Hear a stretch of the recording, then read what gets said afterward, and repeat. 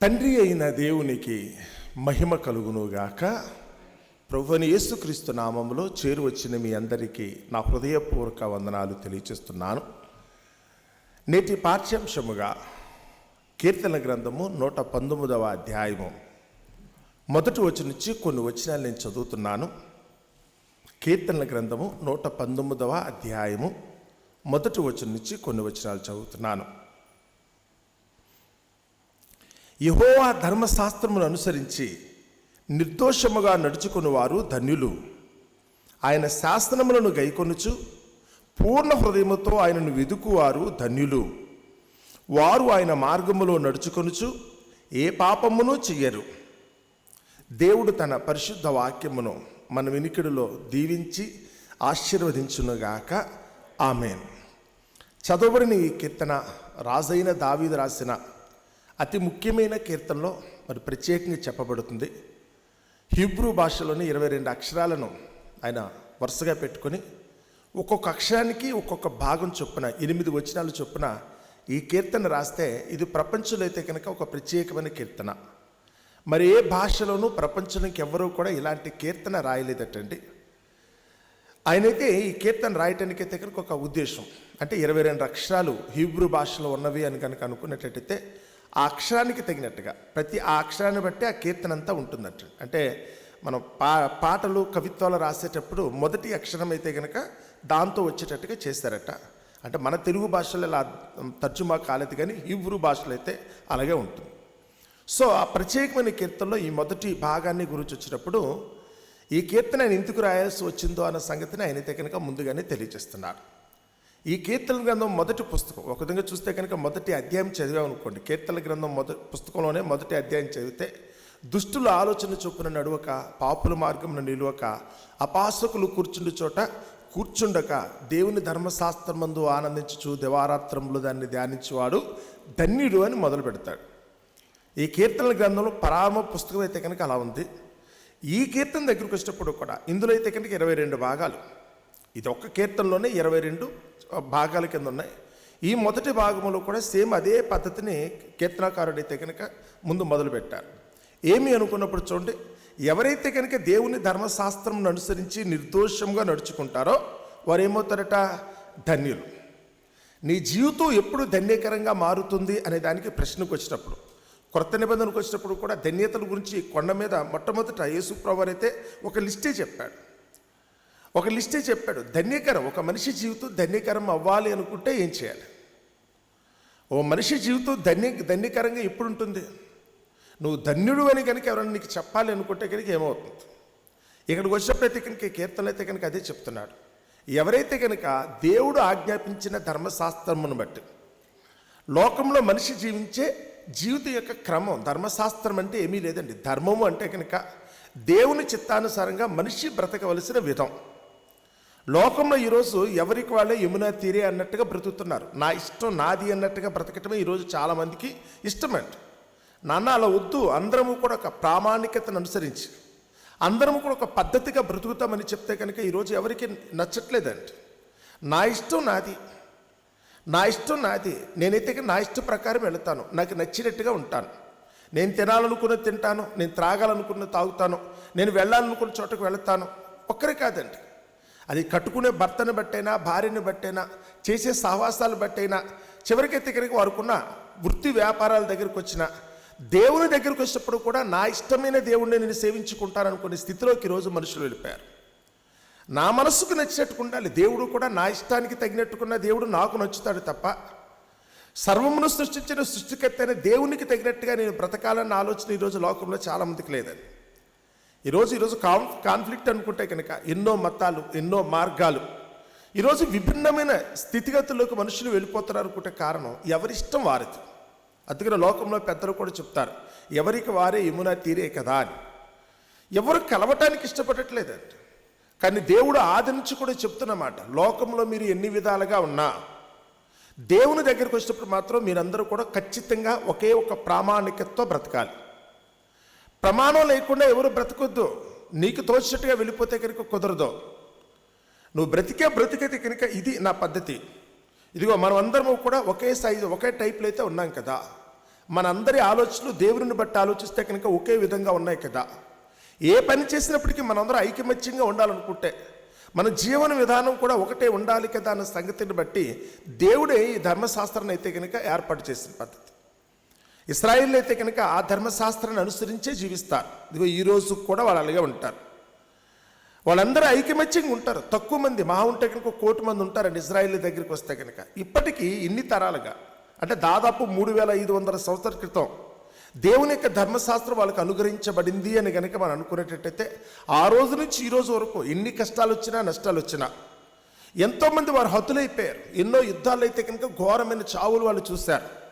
వాటన్నిటిలోంచి కూడా తప్పించుకుని ఈ రోజు కూడా వాళ్ళందరూ కూడా ప్రపంచంలో ఏదో తల ఎత్తుకు నిలబడేటట్టుగా అందరికంటే ఉన్నతంగా కనపడుతున్నారు అనుకుంటే వారికున్న ఒకే ఒక్క గొప్పతనం ఏంటంటే కనుక దేవుని వాళ్ళకి ఇచ్చిన ధర్మశాస్త్రం. ఆ ప్రామాణికతను బట్టి నడుస్తాడు. యూదుడు అంటే కనుక ప్రపంచంలో వాడు ఏ దేశంలోనా ఒకే పద్ధతిలో ఆలోచిస్తారు. వారు ప్రపంచంలో ఏమున్నా కానీ వారు తినే ఆహారపు అలవాట్లు కానీ, వారు ధరించుకునే వేషధారణ, వేసే వస్త్రాలు కానీ, వారు ఏది చేసినప్పుడు కూడా ఒకేలా ఉంటారు. వాళ్ళు ఒకేలా ఉన్నారు కనుక వాళ్ళ మధ్యన ఐక్యమత్యం ఉంటుంది. వాడు ఒకేలా ఉన్నారు కనుకనే ఏక మనస్సుతోనూ ఏక భావముతోనూ ఏక తాత్పర్యముతో ఉన్నారట. వారు ఎంత చక్కగా ఉంటారనుకుంటే కనుక కలిగినదంతా కూడా సమిష్టిగా ఉంచుకోగలిగే శక్తి కూడా వాళ్ళకే ఉంది. నీ దారి నైది, నా దారి నాది కాదు. ఒకరేమో బాగా కోట్లు సంపాదించకూడదు, ఒకరు తినటానికి తిండి లేని హీనమైన పరిస్థితిలో వాళ్ళు ఉండరంట. ఎవరిని అలా ఉంచరు. శక్యమైనంత వరకు మిగిలిన వారందరికీ కూడా కనుక వారి కలిమిని బట్టి లేమిలో ఉన్న వారిని సహాయం చేస్తారు. అందరూ ఒకేలా వచ్చేయాలి, అందరూ కూడా ఒకేలా ఉండాలి. వాడు నావాడు అని కనుక నేను చెప్పాలనుకుంటే కనుక నా వాళ్ళలో ఎవడో కూడా కనుక హీనుడుగా ఉండటానికి వీల్లేదనేదే ఇజ్రాయెల్ యొక్క భావన అంట. ఆ భావన నేర్పించింది ఏంటంటే కనుక దేవుడు వాళ్ళకి ఇచ్చిన ధర్మశాస్త్రం. వారందరూ కూడా దేవుని దృష్టిలో సమంగా ఉండటానికి ప్రయత్నిస్తారు. ఇప్పటికి కూడా వాళ్ళ బ్రతుకు అలాగే ఉంటుంది.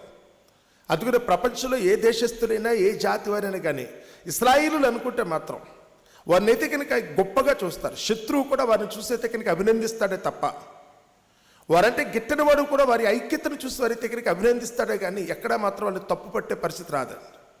ఎందుకంటే వాళ్ళకు ప్రామాణికత ఉంది. ఇదే ఇక్కడ చెప్తున్నమాట. ఏమని అనుకున్నప్పుడు చూడండి, దేవుని ధర్మశాస్త్రమును అనుసరించి నిర్దోషముగా నడుచుకుని వారు ధన్యులు. లోకంలో మనుషుల దృష్టిలో నిర్దోషం కాదంట. లోకంలో ఈరోజైతే కనుక కోర్టుకు వెళ్ళి కోర్టులో కేసు కొట్టేస్తే కనుక చూసావా నేను కడిగిన ముత్యమని చెప్పడానికి మన వాళ్ళు ప్రయత్నిస్తారు. పోలీస్ స్టేషన్కి వెళ్ళాను, అక్కడి నుంచి కోర్టుకు వెళ్ళాను, నాలో తప్పేమీ లేదని చెప్పి కేసు కొట్టేశారు. కోర్టు నిర్దోషి అన్నది కనుక నేను గొప్పని చెప్పడానికి చాలామంది ప్రయత్నిస్తారు. మిగతా వాళ్ళందరికీ తెలుసు ఇదంతా ఒట్టి బోగస్. వీళ్ళు డబ్బులు పెట్టో, లంచం పెట్టో, భయపెట్టో, బెదిరించో, చివరికి లాయర్లో జడ్జిలో కొనేసి తెచ్చుకున్న తీర్పులే తప్ప వీడు దోషులు అనే సంగతి అందరికీ తెలుసు. లోకం దృష్టిలో నువ్వు నిర్దోషమైనప్పుడు కూడా దేవుని దృష్టిలో నువ్వు నిర్దోషం కాకపోతే నువ్వు ఎప్పటికీ ధన్యుడవు కాలేవు. ఈరోజు లోకాన్ని మభ్యపెట్టడం నేర్చుకున్నారు మనుషులందరూ. కానీ లోకాన్ని మభ్యపెట్టి జీవించడం కాదు, కానీ దేవుని దృష్టిలో నేను నిర్దోషిగా ఉన్నానని చెప్పగలిగే ధైర్యం ఉన్నవాడు గొప్పవాడు. ఇశ్రాయేలు ప్రజలు మనుషుల గురించి ఆలోచించరు. వాళ్ళు మనుషులు చూస్తున్నారా లేదా, మనుషులు బట్టి నేనైతే కనుక యథార్థంగా ఉన్నానా లేదా, అందరూ నన్ను కొనియాడుతున్నారా లేదా, ఇది కాదండి వాళ్ళు చూసేది. వాళ్ళు బ్రతికేది ఏ విధంగా ఉంటుంది అనుకుంటే నేను జీవించే జీవితం దేవునికి ఎలా ఉన్నది, ఆయన దృష్టిలో నేను యథార్థంగా ఉన్నానా లేదా అన్నదే వాళ్ళ యొక్క ప్రశ్న. యోసేపు జీవితం దగ్గరికి వచ్చినప్పుడు కూడా ఒక సందర్భంలో ఐగుప్తీయురాలనుకున్న ఆ పోతిఫరు యొక్క భార్య యోసేపు మీద అయితే కనుక మనసు పడి యోసేపుని అయితే కనుక టెంప్ట్ చేయడం ప్రారంభించిందట.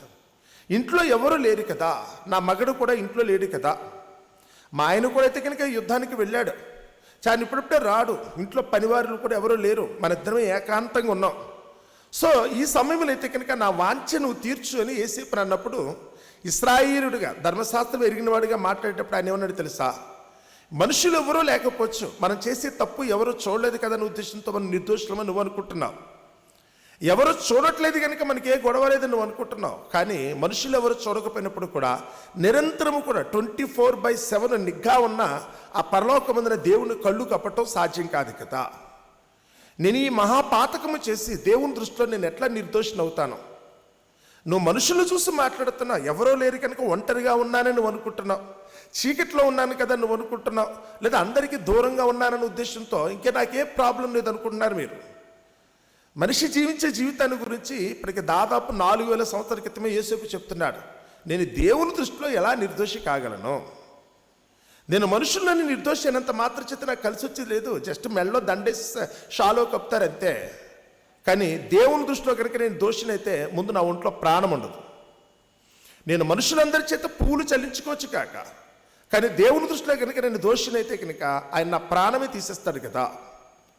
అందుకని నేను దేవుని దృష్టి నుంచి ఎలా తప్పించుకోను, నా వలన కాదని చెప్పి యేసేపు ఆమెను విడిచిపెట్టయితే కనుక దూరంగా పారిపోవాల్సి వచ్చిందట. ఇది ఇజ్రాయేల్ యొక్క స్టాండర్డ్. వాడు భయపడేది మనుషులకు కాదు. ఎవరికి భయపడతారు వాళ్ళు? దేవుడు చూస్తున్నాడు. నేను చేసేదంతా కూడా దేవుడు చూస్తున్నాడు. రాజైన దావీదు దగ్గరికి వచ్చినప్పుడు కూడా ఒకానొక సమయంలో అయితే కనుక బత్షెబా విషయంలో దావీదు అదే పొరపాటు. గొప్పోడు దావీదు, దేవుని యందు నిష్కలంకమైన భక్తి కలిగిన వాడు అతను. దేవుని పక్షంగా ఆలోచిస్తే కనుక అతనిలో ఏ లోటు లేదు. కానీ అంత గొప్ప ఆయన కూడా అయితే కనుక మనసులో అయితే కనుక రాకూడని బలహీనమైన ఆలోచన. ఆ బలహీనమైన ఆలోచన బట్టి ఆయన చేసిన పని ఏంటి తెలుసా? మూడో కంటికి తెలియకుండా నేను చేసే తప్పు. నేను రాజును కదా, నా దగ్గర అయితే కనుక పరివారం ఉంది కదా, నా మంత్రాంగాన్ని బట్టి అయితే కనుక తిమ్మిని బమ్మిని చేయగలనన్న ఉద్దేశంతో ఆ బత్షెబా విషయంలో చేసిన తప్పు నిజంగా ఎవరికీ తెలియదు. అంత చక్కగా ఇక్కడ రాజుగారు తగులుచుకుంటే దెబ్బలు కొదవన్న ఉద్దేశంతో నిజంగానే చక్కగా చేశాడు. మనుషులు ఎవరు కూడా అసలు ఏం జరిగిందో కూడా ఎవరు పట్టించుకోలేదు, తెలియదు కూడాను. తెలిసిన ఎవరు కూడా అభ్యంతరం కూడా చెప్పరు. కానీ దావీదు చేసిన పనిని దేవుడైతే కనుక చూశాడు కదా.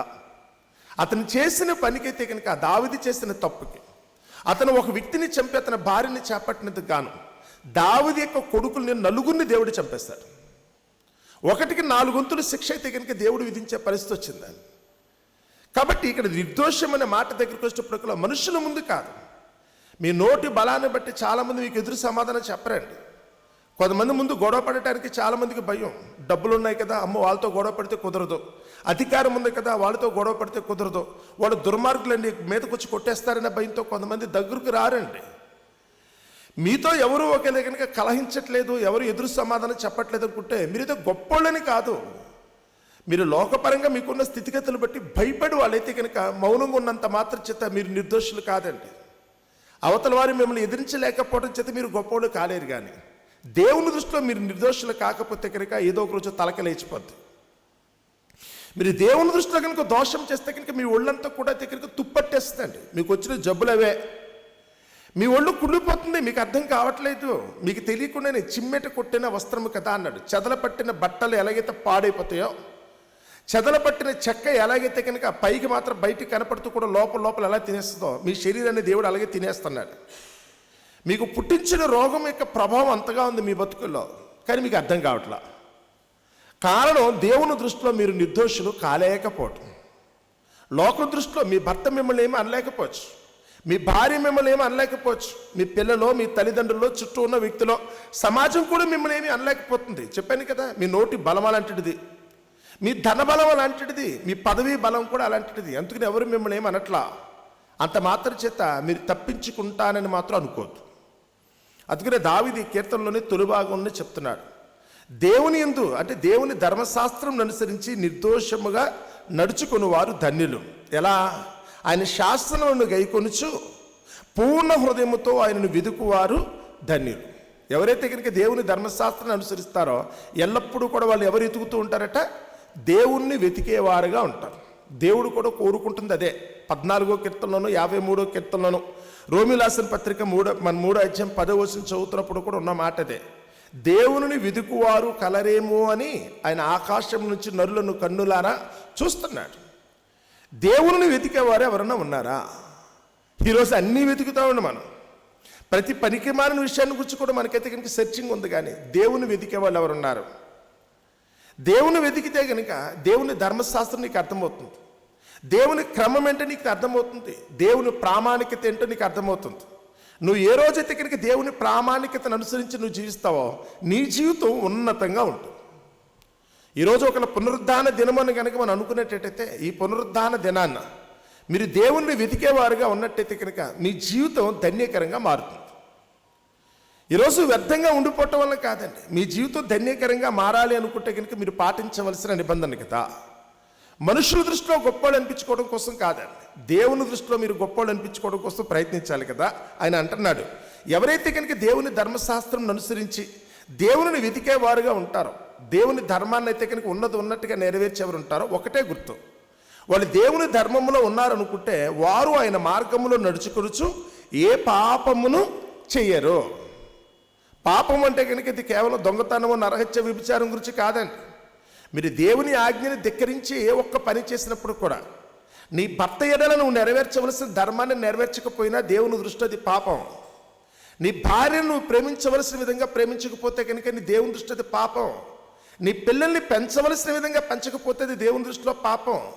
నీ తల్లిదండ్రులకి ఇవ్వవలసిన గౌరవం ఇవ్వకపోతే కనుక దేవుని దృష్టిలో అది పాపం. లోకంలో నీ చుట్టూ ఉన్న స్నేహితుల దగ్గరికి వచ్చిన, నీ ఇరిగింటి వారు పొరుగింటి వారి దగ్గరికి వచ్చినప్పుడు వారితో కనుక నువ్వు సమాధానంతో బ్రతకకపోతే, నువ్వు నిత్యము కూడా ఎవరో ఒకరికి హాని కలిగిస్తున్నావు, కలహం రేపుకుంటూ బ్రతికితే దేవుని దృష్టి అది పాపం. నువ్వు ఇవన్నీ చేయకుండా శక్యమైనంత వరకు సమస్త మనుషులతో సమాధానంగా నువ్వు బ్రతకాలనుకుంటే ముందు దేవుడు నీకు చెప్పిన మాట ఏంటో నీకు అర్థం కావాలి.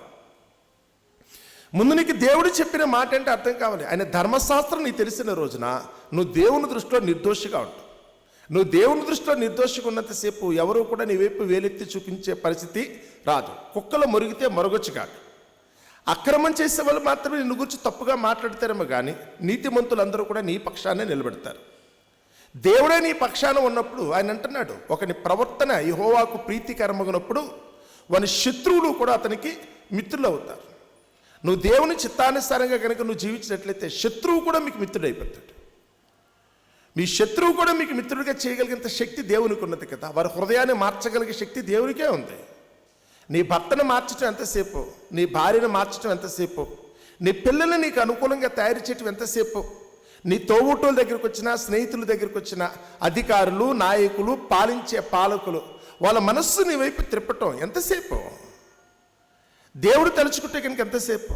వాళ్ళ మనస్సును మార్చగలిగే శక్తి కలిగిన వాడు దేవుడు. ఆ దేవుని దృష్టిలో నువ్వు నిర్దోషిగా ఉంటే, ఆ దేవుని చిత్తాన్ని కనుక నువ్వు అనుసరించి జీవించినట్లయితే నీ బ్రతుకు ధన్యకరంగా మారుతుందనేదే ఇగో ఈ మాటలోని భావం. అట్టి ధన్యకరమైన జీవితం జీవించాలనుకుంటే మనమందరం కూడా దేవుని వెదికేవారుగా ఉన్నట్టు. లోకంలో ఏదో కావాలని దేనికోసమో వెంపర్లాడే పరిస్థితి కాకుండా నాకు దేవుడు ఉంటే చాలు, ఆ దేవుని చిత్తాన్ని నేను అనుసరించిన రోజున నా జీవితానికి నెమ్మది కలుగుతుందని ఎవరైతే అనుకుంటారో, ఆ దేవుని చిత్తాన్ని అనుసరించి ఎవరైతే జీవిస్తారో వారి బ్రతుకులైతే కనుక నెమ్మదిగా, సంతోషభరితంగా, ఆనందంగా ఉండటానికి అవకాశం కలుగుతుంది. మరి అట్టి కృప దేవుడు మనందరికీ దయచేయాలని, ఆయన సన్నిధిలో మనం ఎల్లప్పుడూ కూడా నిర్దోషులుగా జీవిస్తాం.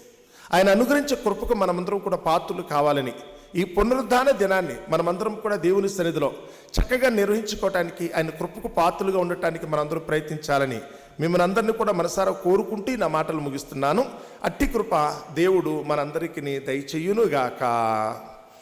ప్రార్థన